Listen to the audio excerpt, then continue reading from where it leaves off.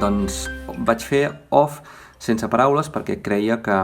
no eren necessàries, que tan sols amb la imatge es podia llegir el llibre perfectament, es podia llegir visualment. A més, d'aquesta manera creia que també feia el llibre més universal, és a dir, que qualsevol persona de qualsevol nacionalitat podia llegir-lo sense haver-se de recolzar amb les paraules, el podia llegir visualment i d'aquesta manera entendre'l.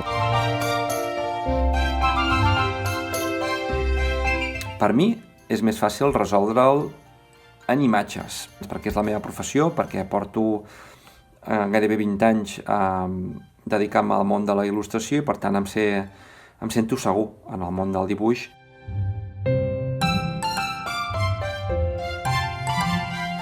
Mireu, tenia molt clar la imatge del cérvol i la imatge d'un infant al damunt del cérvol. Al començament el protagonista humà era un nen i recordo que quan vaig tenir tota la història acabada, tot l'storyboard, que en diem el guió gràfic,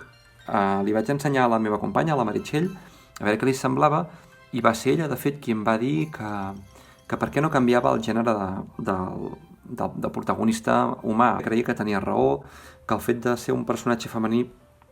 potser li donava un punt més de transcendència a la història, des del punt de vista simbòlic, i trobar que era molt més encertat transformar el nen en nena, en un personatge femení. L'únic text que hi ha en tot el llibre és a la contracoberta, on indica que és una nena, perquè si no, el personatge podria ser molt andrògin en aquest sentit, no sabria si ets un nen o una nena i de fet no importa, perquè així d'aquesta manera, millor encara, tothom es pot sentir identificat. Definitivament no és el món en què vivim, és a dir, el nostre món, per sort i de moment, no és un món tan devastat com el que jo plantejo. El llibre no deixa de ser una distòpia, de fet és un món al qual m'agradaria que no arribéssim mai a viure. Per això vaig tenir l'impuls de dibuixar-lo i d'explicar-lo.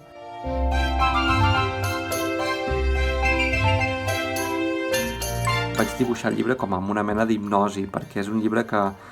acostumo a treballar amb la Meritxell i per tant a desenvolupar totes les històries i tota la narració dels llibres dels nostres àlbums colze a colze, i aquest el vaig fer sol, el vaig fer després de l'accident de Fukushima, l'accident nuclear que va passar al Japó, l'any 2000, em sembla que va ser l'any 2011, i l'accident de Fukushima em va recordar l'accident de Txernòbil l'any 1986, quan jo tenia 10 anys i recordo que va ser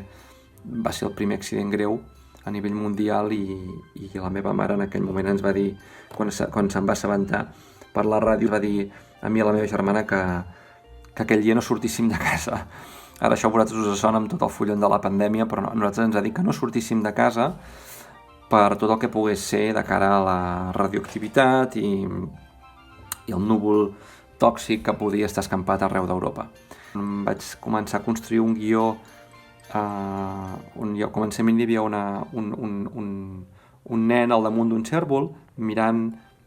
de lluny una enorme central nuclear. És una imatge que recorda bastant el Don Quixot davant dels molins.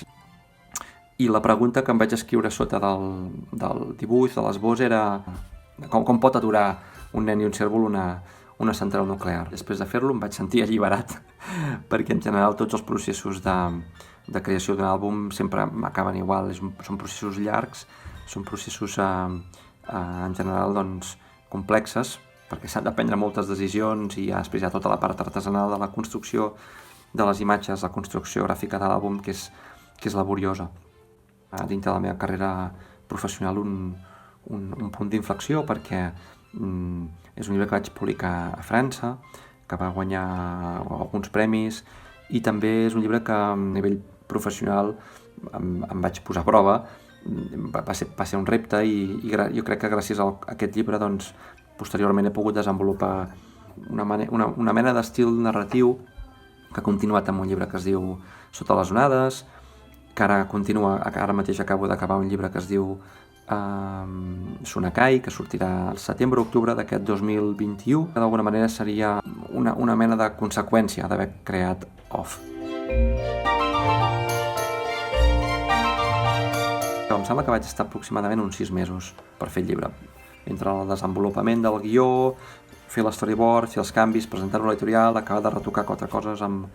els meus editors francesos i finalment executar la feina d'il·lustració. Vaig estar això uns 6 mesos aproximadament per fer-lo. I ja està, em sembla que no m'he oblidat res de respondre. Espero que hagueu pogut gaudir del llibre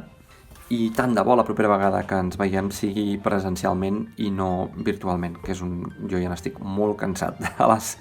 videoconferències. Vinga, gràcies per tot, una abraçada i bona lectura.